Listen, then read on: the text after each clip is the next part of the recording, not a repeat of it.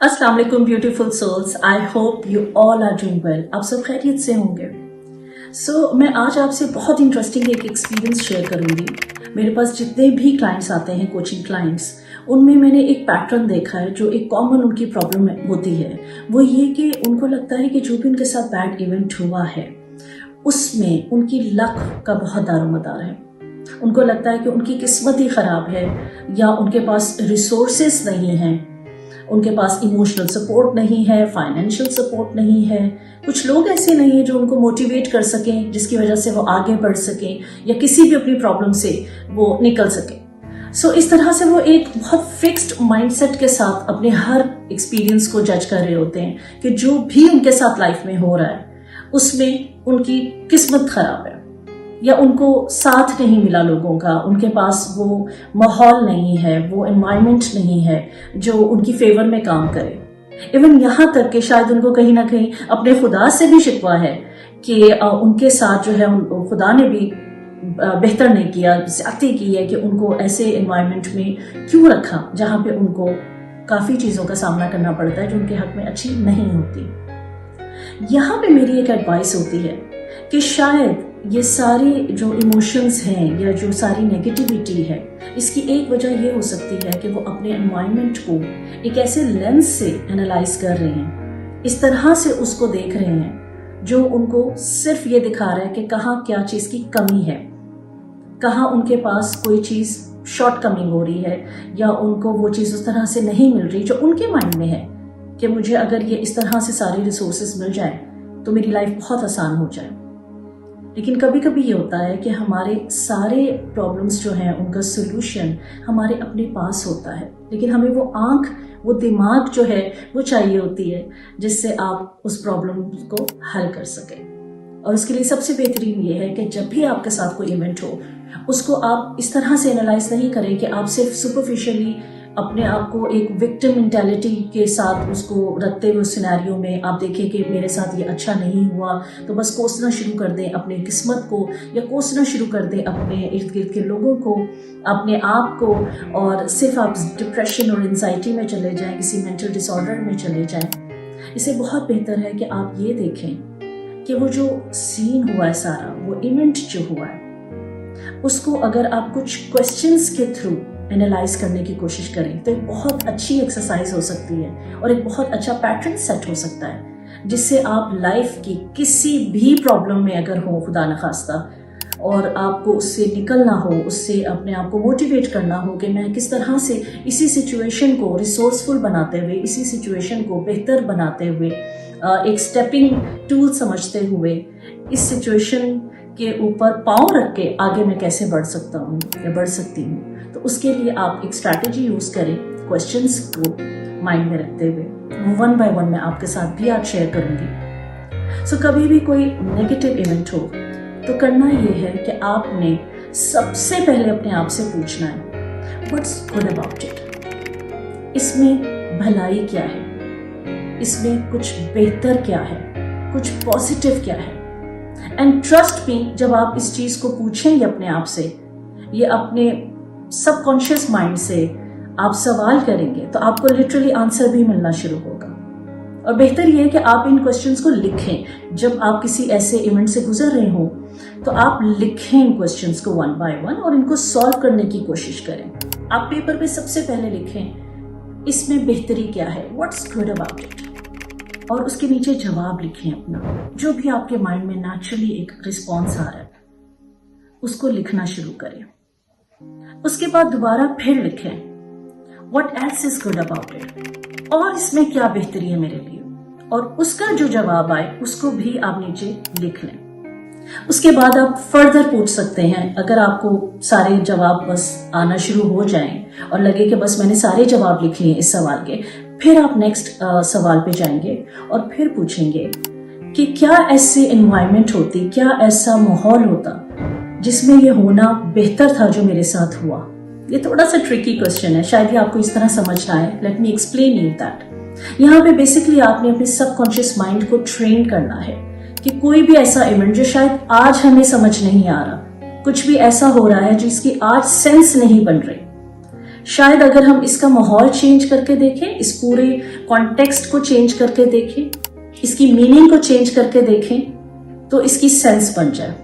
मैं आपको एक एग्जांपल देती हूँ। जैसे मेरे पास एक क्लाइंट आई और उन्होंने मुझे कहा कि मेरी बेटी जो है वो बहुत तंग करती है, बहुत टेंट्रम्स शो करती है, बहुत मूडी है, जल्दी बात नहीं मानती और उसके अपना एक माइंडसेट है, बहुत मुझे तंग करती है, मुझे टफ टाइम देती है।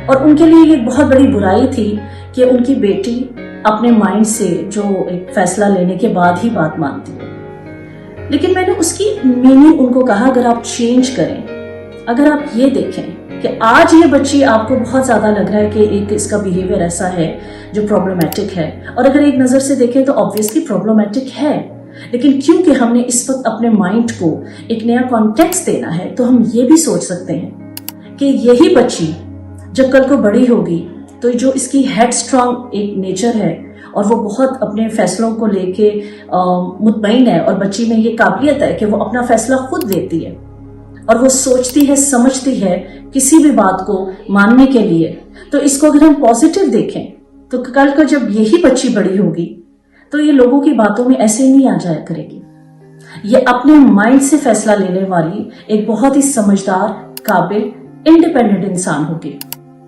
ये एक फ्यूचर की लीडर भी बन सकती है, लोगों को लीड कर सकती है। अगर इस तरह से हम लोग अपने भी किसी इवेंट को एनालाइज करें जहां पे हमें लगे कि अभी बहुत बुरा हुआ है, लेकिन हम उसका कॉन्टेक्स्ट चेंज करें, थोड़ी मीनिंग चेंज करें, थोड़ा रिफ्रेम करें उस सिचुएशन को, तो शायद हमें बहुत बेहतरीन नजर आना शुरू हो जाए, हमें समझ आ जाए कि इसकी सेंस और क्या हो सकती है। और ऐसा होता भी है हमारे साथ। अक्सर हमें कुछ चीजें समझ तब नहीं आती जब वो हमारे साथ हो रही होती है लाइफ में, तब हमें बहुत बुरा फील हो रहा होता है, हमें लगता है हमारे साथ बहुत गलत हुआ। लेकिन कुछ अरसे के बाद उस सारे सीन की सेंस बदल जाती है, हम मुतमईन हो जाते हैं कि जो हुआ उसमें तो बहुत बेहतरी थी जो हुआ, क्योंकि हमें बाद में समझ आती है कि उसमें क्या हमारे लिए पॉजिटिविटी थी, क्या लेसन था, क्या लर्निंग थी, या हमारी पर्सनैलिटी में क्या ऐसा शिफ्ट आना था जो उस एक इवेंट के बाद ही आया। इस तरह जब भी कोई इवेंट हो तो उसका थोड़ा सा आप कॉन्टेक्स्ट चेंज करके देखें, उसकी मीनिंग चेंज करके देखें, और किसी और फ्यूचर पेस पे उसको ले जाके उसी सिचुएशन को एनालाइज करें कि यही सेम सिचुएशन 6 महीने बाद, साल बाद मेरे लिए क्या इसी तरह से मीनिंग रखेगी जो आज रख रही है। शायद वो सारा सिनेरियो आपको बहुत बेहतर और पॉजिटिव नजर आना शुरू हो जाए। Okay, so the next thing that you need to do is to write what is there to learn from it. आपने इसमें से लर्न क्या किया, आपने क्या सीखा इस पूरे सिनेरियो से। शायद कुदरत आपको कुछ सिखाना चाहती है, कुछ बताना चाहती है, कोई आपके लिए इसमें ऐसी चीज है, ऐसा नगेट, ऐसा कोई गिफ्ट छुपा हुआ है इस पूरे इंसिडेंट में जिसको आपने हासिल करना। आप उसको भी लिखेंगे, जो भी आपके अंदर एक पॉजिटिविटी आई होगी, एक माइंड शिफ्ट हुआ होगा, कुछ भी आपने लर्न किया होगा, उसको भी आप लिख लो कि हाँ, इस इंसिडेंट की वजह से मुझे ये चीजें समझ आई हैं, मेरे दिमाग के जो है वो पैराशूट खुल गए हैं, मेरे एक सोचने समझने का नजरिया चेंज हो गया है, मुझे अगेन वो जैसे एक बर्ड व्यू होता है, एक आप बिगर पिक्चर देख सकते हो, डिफरेंट एस्पेक्ट्स देख सकते हो। उसको भी आपने सब लिखना है और अपनी लर्निंग्स को भी कंसिडर करना है, क्योंकि यही आपके वो नगेट्स हैं, यही वो आपका जेम है, गिफ्ट है, जिसको आपने मिस नहीं करना उस पूरे इंसिडेंट के बाद। उसके बाद आप ये भी अपने आप से पूछ सकते हैं, नेक्स्ट क्वेश्चन जो आप लिख सकते हैं वो ये कि आपको क्या वो चीज है जिस पे बिलीव करने की जरूरत है अपने बारे में अच्छा महसूस करने के लिए।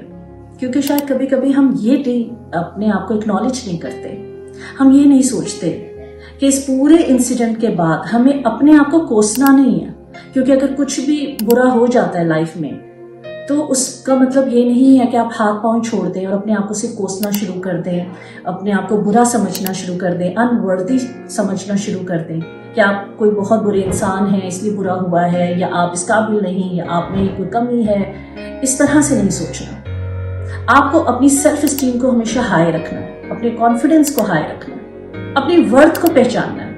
जो भी इंसिडेंट आपके साथ हुआ है, आपने देखना है कि इसमें ऐसा क्या है जो मुझे बिलीव रखना है जिसके ऊपर कि मैं अच्छी इंसान हूँ, मेरे में काबिलियत है कि मैं इस इंसिडेंट से भी जीत सकूं। ये इंसिडेंट मेरे से बहुत छोटा है, मेरी प्रॉब्लम मेरे से बहुत छोटी है, जो मैं हूं अपनी प्रॉब्लम से बहुत बड़ी। मुझे अल्लाह ने सोचने समझने की सलाहियत दी है और मैं इससे भी निकलूंगी और अपने बारे में और पॉजिटिव सोचूं, क्योंकि अब जब मैं इस इंसिडेंट से निकलूंगी तो मैं अपना ही बेटर वर्जन होंगी, क्योंकि मेरे पास वो सारी लर्निंग्स होंगी जो पहले इस इंसिडेंट से पहले मेरे पास नहीं थी। सो जो ओल्ड वर्जन है उससे ये न्यू वर्जन बहुत बेहतर है, ये उसका रिवाइज्ड वर्जन है, न्यू वर्जन जो है। सो इस तरह से आप अपनी सेल्फ स्टीम को हाई कर सकते हैं, अपने बिलीफ सिस्टम को और स्ट्रॉन्ग कर सकते हैं अपने बारे में, और अपने बारे में अच्छा फील करना बहुत जरूरी है, ताकि आप जब ये सारी एक्सरसाइज करें तो आपका जो एंड रिजल्ट है उसमें आपके पॉजिटिव इमोशंस होने चाहिए, पॉजिटिव लर्निंग्स होनी चाहिए, ताकि आप मोटिवेटेड रहें, ताकि आगे भी बहुत आप जिंदगी में कामयाब हो सकें। So last but not the least, जो हमने आखिरी क्वेश्चन अपने आप से पूछना है वो ये कि नेक्स्ट टाइम मैं ऐसा क्या करूंगी जो डिफरेंट होगा। कितना इंटरेस्टिंग क्वेश्चन है।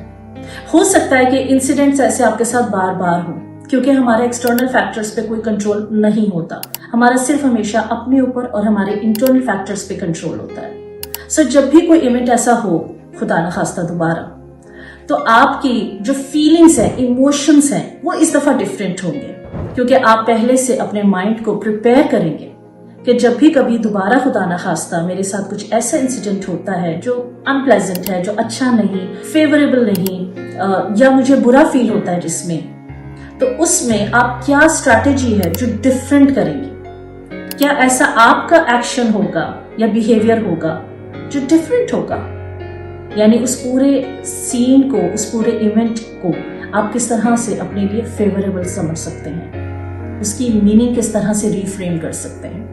सो ये वो सारे क्वेश्चंस हैं, अगर आप इसको एक एक्सरसाइज फॉर्म में करें तो आपके लिए बहुत बेनिफिशियल होंगे। मेरे क्लाइंट्स को इससे पर्सनली बहुत फायदा हुआ है, मुझे पर्सनली इससे बहुत फायदा हुआ है। आई होप कि आपको भी बहुत फायदा होगा।